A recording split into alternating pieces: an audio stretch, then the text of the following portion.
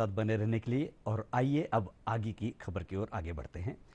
पावन धाम अयोध्या में भगवान श्री राम के प्राण प्रतिष्ठा को लेकर मध्य प्रदेश के उप मुख्यमंत्री राजेंद्र शुक्ल ने विशेष बातचीत की हमारे संवाददाता श्रेयस द्विवेदी से।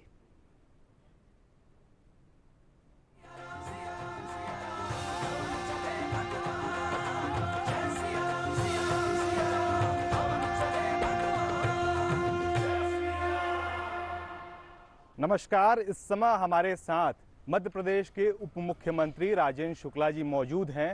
राजेंद्र जी, आप विगत कई समय से राजनीति में एक्टिव हैं, अपने कॉलेज के समय से ही प्रेसिडेंट भी रहे, और उस समय जब पूरे देश में राम मंदिर की क्रांति फैली थी तो वो भी समय आपने देखा था, और आज से ठीक 2 दिन बाद जब अयोध्या में भगवान राम का प्राण प्रतिष्ठा हो रहा है तो ये भी समय आपने देखा है। कितना कुछ बदलाव हुआ? अब इससे बड़ा और बदलाव क्या हो सकता है कि लगभग 500 वर्ष पहले बाबर ने भगवान राम के मंदिर को ही तोड़ दिया था, और तब से एक पीड़ा इस देश की जनता के मन में लगातार रही है कि जहां भगवान राम का जन्म हुआ वहीं पर भगवान राम का मंदिर नहीं बन पा रहा है। और इसके लिए कितने संघर्ष हुए, कितने आंदोलन हुए, कितनी यात्राएं हुई हैं, कितने लोगों ने अपने जान की बलि को न्यौछावर कर दिया है। तो इसके बाद आज जब ये दिन हमारे सामने आ रहा है कि उसी स्थान पर रामलला का भव्य मंदिर बन के तैयार हो रहा है, तो यदि हम 1528 के वर्ष को याद करते हैं कि हमारे रामलला के मंदिर को तोड़ दिया गया था, तो 22 जनवरी 2024 के दिन को भी अब हजारों वर्ष तक याद किया जाएगा कि वहाँ पर भव्य रामलला का मंदिर का निर्माण करके और रामलला को उनके घर में वापस स्थापित किया गया। तो इसलिए इससे बड़ी और घटना क्या हो सकती है। हमारे देश में राम कथाएं लोग कराते हैं और हजारों लाखों लोग उसको सुनते हैं, क्योंकि भगवान राम का चरित्र ही एक ऐसा आदर्श चरित्र रहा है कि हर व्यक्ति यदि भगवान राम के चरित्र को आत्मसात करने की कोशिश कर ले और उसका एक अंश भी कर ले तो उसका जीवन का उद्धार हो सकता है। गलत रास्ते पर चलने वाला व्यक्ति को एक दिशा मिलती है भगवान राम के चरित्र को सुनने पर, पढ़ने पर। तो इसलिए ऐसे आराध्य के जन्म स्थान पर उनका मंदिर न होना ये कलंक की तरह था, ये बहुत ही आस्था को चोट पहुंचाने वाला था।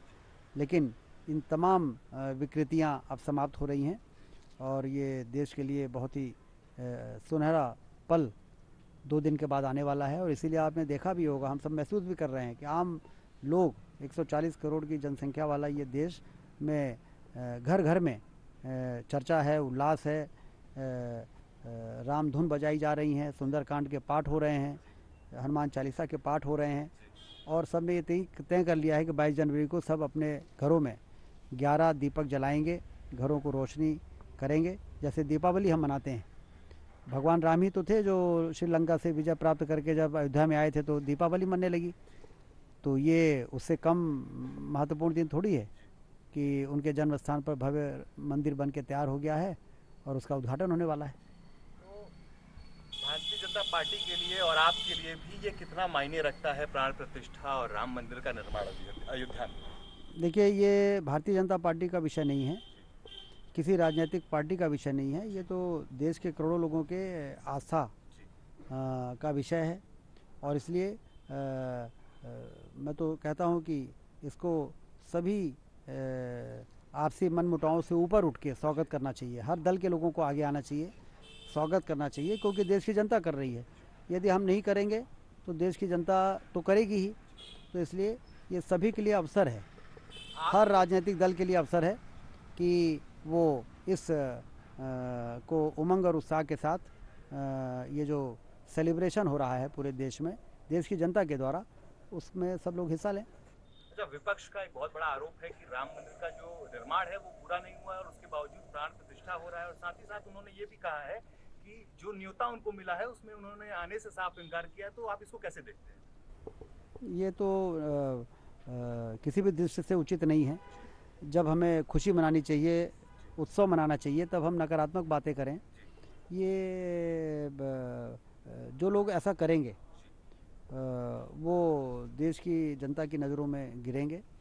और इस समय खुशी मनाने का और भगवान राम से जुड़ा हुआ विषय है, इसलिए हर विचारधारा से ऊपर उठ के और इसमें सहभागी बनना चाहिए।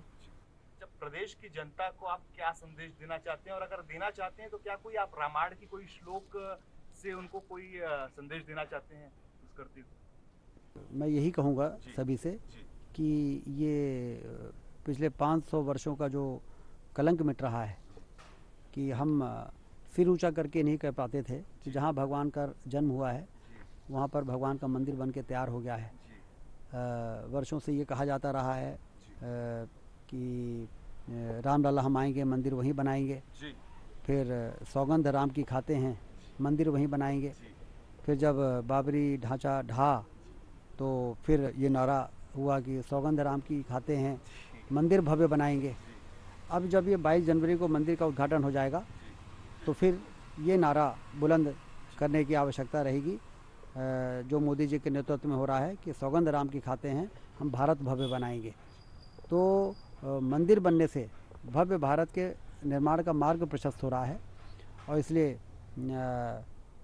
इसमें ये ऐतिहासिक अवसर है। वास्तव में देखा जाए तो ये ऐतिहासिक अवसर है और इसमें मुझे अपील करने की आवश्यकता नहीं, मुझे मालूम है कि घर घर में उत्सव मनाने की तैयारी हो रही है। राम पथ गमन को लेकर बस क्या कहें? जो आयोजन है ये क्या है? राम वन गमन पथ में उन तमाम स्थानों को चिन्हित कर लिया गया है जहाँ जहाँ भगवान राम जब अयोध्या से निकले तो चित्रकूट आए, लगभग 11.5 वर्ष वो चित्रकूट में रहे, फिर वो श्रीलंका गए, रामेश्वरम में उन्होंने गए। तो जहाँ जहाँ भगवान राम के चरण पड़े हैं उन सब स्थानों को चिन्हित करके और उसको इस प्रकार से मार्ग से जोड़ने की योजना है जिससे कि जब लोग यात्रा करें तो अयोध्या से चलें तो चित्रकूट आएँ और चित्रकूट से वो तमाम स्थानों पर होते हुए जहाँ पर हनुमान जी मिले थे, जहाँ पर सुग्रीव मिले थे, जहाँ बाली का वध हुआ था, फिर रामेश्वरम में जहाँ पर उन्होंने शंकर जी की मूर्ति की स्थापना वो तो है ही, और फिर वहाँ से राम सेतु बना था, फिर श्रीलंका गए थे। तो ये राम वन गमन पथ भारत सरकार ने और मध्य प्रदेश की सरकार के हमारे मुख्यमंत्री जी ने तो अभी चित्रकूट में एक बड़ी बैठक की थी और सभी जो पीठ बनी है राम वन गमन पथ जो ट्रस्ट बना है उसके सभी सदस्यों को वहाँ पर बैठक करके और सबको इस काम में लगाने का उन्होंने काम किया है। तो इसलिए आसानी होगी श्रद्धालुओं को उस पथ पर ट्रैवल करना और उन स्थानों को, ऐतिहासिक स्थानों को देखना जहाँ प्रभु राम के चरण पड़े थे। आखिरी प्रश्न आपसे यही रहेगा कि विगत 2 से 3 महीने बाद लोकसभा का चुनाव है, भारतीय जनता पार्टी के लिए सबसे महत्वपूर्ण मुद्दा इस बार जनता के बीच क्या रहने वाला है? भारतीय जनता पार्टी का विकास या फिर राम मंदिर निर्माण? सारे वो काम, क्योंकि हम सबकी मान्यता है कि यदि हम भारत को विश्व गुरु के स्थान पर पहुंचाना चाहते हैं तो हमें वो सारे काम करने पड़ेंगे, हमें कर्म करना पड़ेगा, गरीबों के लिए अधोसंरचना में काम करने पड़ेंगे। तो मोदी जी ने ये सारे काम तो किए हैं।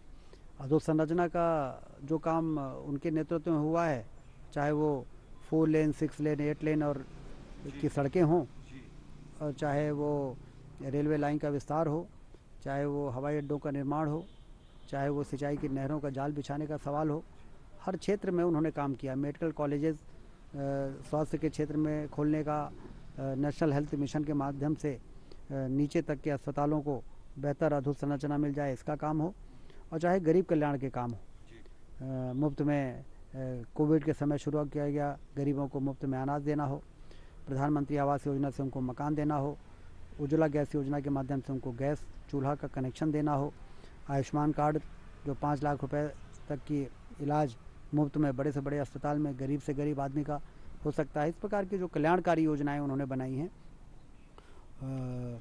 और स्वच्छता सफाई से लेके एक जन जागरण का जो एक सफल उन्होंने नेतृत्व किया, और तो ये तो हमारे हैं ही, लेकिन तमाम तरह के हम प्रयास कर लें और उसके बाद यदि ईश्वर की कृपा ना हो तो परिणाम नहीं मिल सकता है। भगवान श्री कृष्ण ने गीता में कहा था कि कर्म किए जा फल की इच्छा मत करे इंसान, जैसे कर्म करेगा वैसे फल देगा भगवान। तो भगवान की कृपा भी उतनी ही ज़रूरी है जितना हमारे सही दिशा में किए गए कर्म की ज़रूरत है। तो भगवान राम के मंदिर के निर्माण से निश्चित रूप से भगवान की प्रसन्नता भी का लाभ भी देश को मिलेगा और भारत विश्व गुरु के स्थान पर पहुंचने का जो हक रखता है, अधिकार रखता है, उस स्थान पर पहुंचने में सफल हो सकेगा। तो इसलिए मोदी जी को 10 वर्षों में प्रधानमंत्री रहते हुए जो उन्होंने काम किए हैं देश की जनता देख रही है। एक कुशल नेतृत्व, सारी दुनिया में भारत का झंडा बुलंद है। तो तीसरी बार मोदी जी प्रधानमंत्री बनेंगे तो भारत अपने महान लक्ष्य तक पहुंच जाएगा, आर्थिक महाशक्ति के रूप में स्थापित हो जाएगा, दुनिया का नेतृत्व करेगा। ये देश की जनता समझ रही है। तो इसलिए इस चुनाव में देश की जनता फिर से पूरा मन बना के बैठी है कि चुनाव में वोट डालने का मौका मिलेगा तो कमल की बटन दबा के मोदी जी को तीसरी बार देश का प्रधानमंत्री बनाएंगे। तो ये थे हमारे साथ मध्य प्रदेश के उप मुख्यमंत्री राजेश शुक्ला जी, जिन्होंने साफ कहा है कि राम मंदिर निर्माण और राम के प्राण प्रतिष्ठा को लेकर न सिर्फ मध्य प्रदेश बल्कि पूरे भारत में लोगों को हर्षोल्लास के साथ एक दिवाली के तौर पर मनाना चाहिए। कैमरामैन मनुदेव भारद्वाज के साथ श्रेयस द्विवेदी, दूरदर्शन न्यूज़, भोपाल।